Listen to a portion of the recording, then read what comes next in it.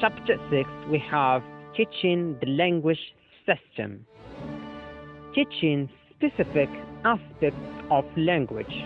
When we ask students to concentrate on specific aspects of language, we will usually explain the form and meaning of that language.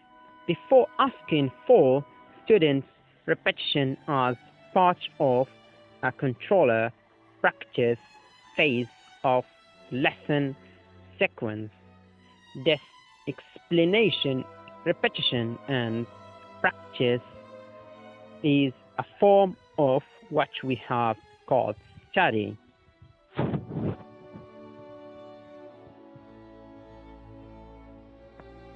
Didactic and inductive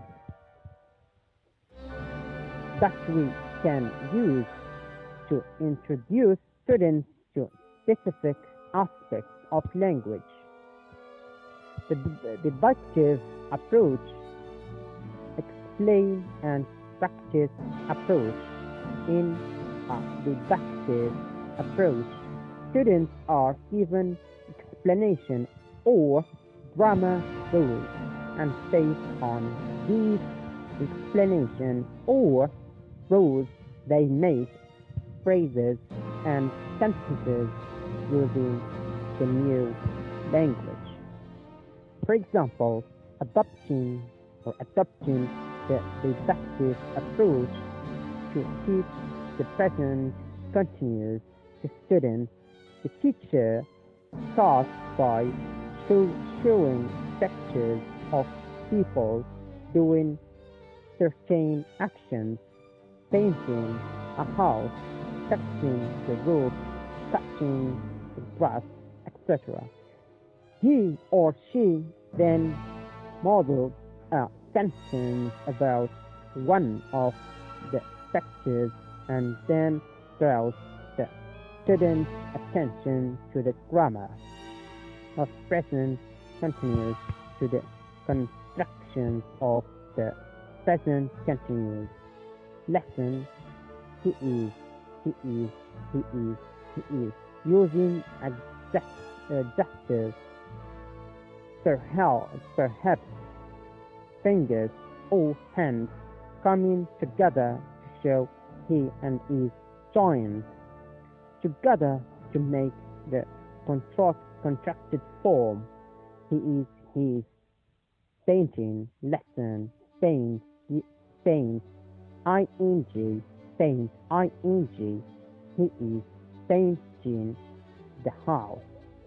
Students then repeat the sentence before moving on to the next one. He is fixing the roof, where the teacher once again does the same things with the second sentence. He or she models and drawing their his or she's attention to the construction of present continuous by evaluation its part. He is texting the species receives then the second sentence. The teacher now kills Stacy with a prompt, paint or fix, and Stacy have to come up now with the inter sentences. He is painting the house, he is fixing the roof. It can be seen that explain and practice approach or deductive approach, teaching aspects of the language system look very much like a straight arrow sequence in which the order of elements engage, study, activate. The inductive approach, the discovery activities approach. This approach is total opposite of the deductive approach. That is, instead of going from the rules to the examples, students see examples of language and try to work out the rules.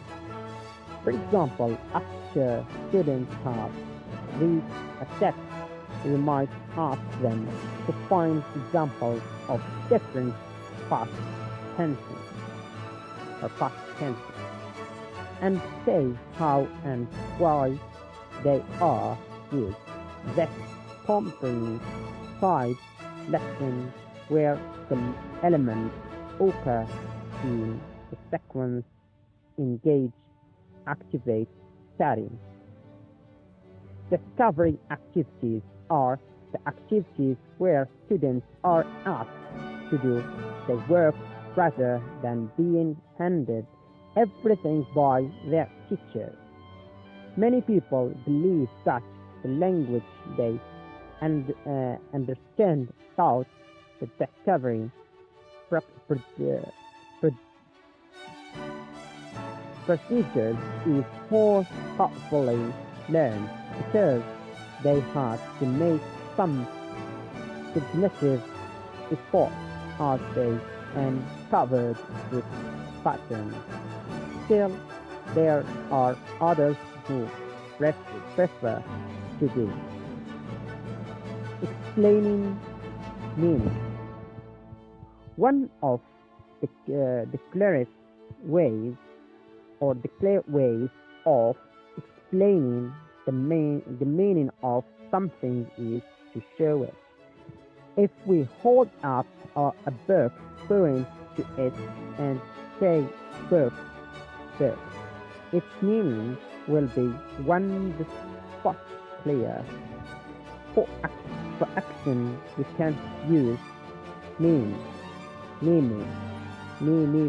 If we are teaching who is running, we can name someone running. We can use gestures and facial expressions or face expressions to explain the meaning of sad, happy, frightened, etc. We can use pictures to explain the meaning of some concepts or situations and diagrams. Many teachers use timelines to explain time. If we can't show something in one of the ways